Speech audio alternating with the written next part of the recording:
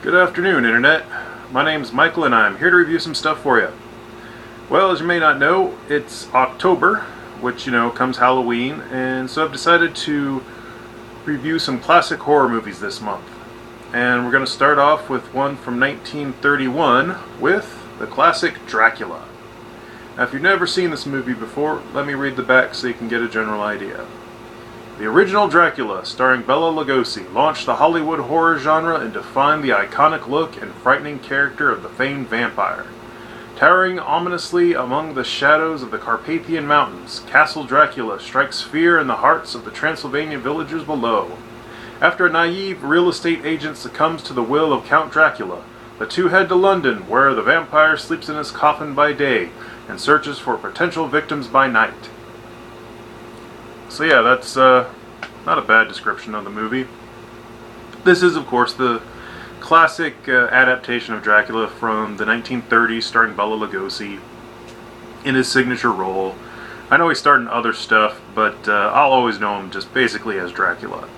The movie, for plot-wise, starts off with Renfield is in Transylvania. He meets Dracula in his castle, and Dracula bought some real estate in London. Well, then they take a boat to London, in which crazy stuff happens because Dracula kills everybody on the boat. They're in London, and at this point Renfield's crazy, so he's in an insane asylum, which also happens to be right next door to the Abbey that Dracula is leasing. So then Dracula basically goes around killing some women. They don't really show exactly how many women he kills. You see him, we know he kills at least two.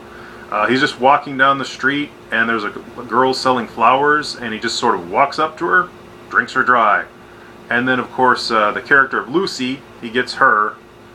And then the rest of the movie he's after Mina, who is the love interest of John Harker, who's one of the main characters in the movie. Well, anyway, then Professor Helsing shows up, Van Helsing shows up, and of course stops him. And it's the classic tale of Dracula.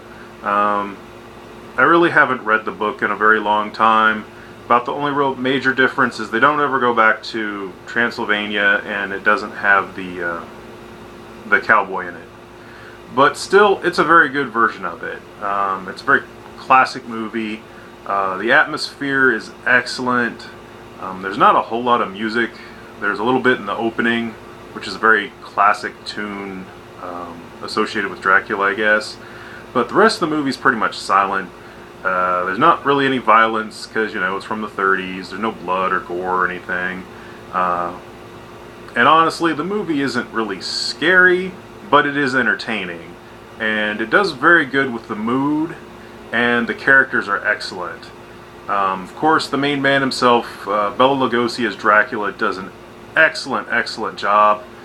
He doesn't talk a whole lot, but when he does, he has, the accent, it's like, I am Count Dracula type thing. And his actions and movements and stuff are great.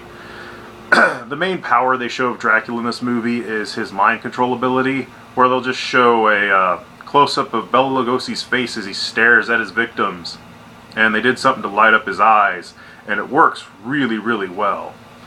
The other characters, the standout one besides Dracula is Van Helsing and Renfield. Van Helsing's, of course, the guy that kills Dracula in the end, and he's the learned professor. He's really cool, especially how he kind of taunts Dracula, and they have some tete-a-tetes back and forth that are really good. Renfield, he starts the movie as just like a milquetoast, real estate agent, and then he goes completely insane. And he does a really good job of playing the insane guy. He's always going around saying, "Master, Master," and stuff like that. And he does an excellent job. The other characters are kind of forgettable. The only real thing I have to say bad about the movie is it is really old. The special effects, for what they are, work really well. Especially the subtle ones, where like Dracula walks through a cobwebs and he doesn't leave a trace, or he's in his castle and the doors open and close behind him with no visible means. Stuff like that works really well. But then they'll show him as a bat. And the bat they use is basically just a rubber bat. It's a little bit better than that, but not much. So the bat's kind of cheesy, but everything else about the movie's great. I definitely give this a 5, and I highly recommend you watch it. Anyway, that's all I have for this time, and stay tuned next time where we will review probably some other classic horror movie.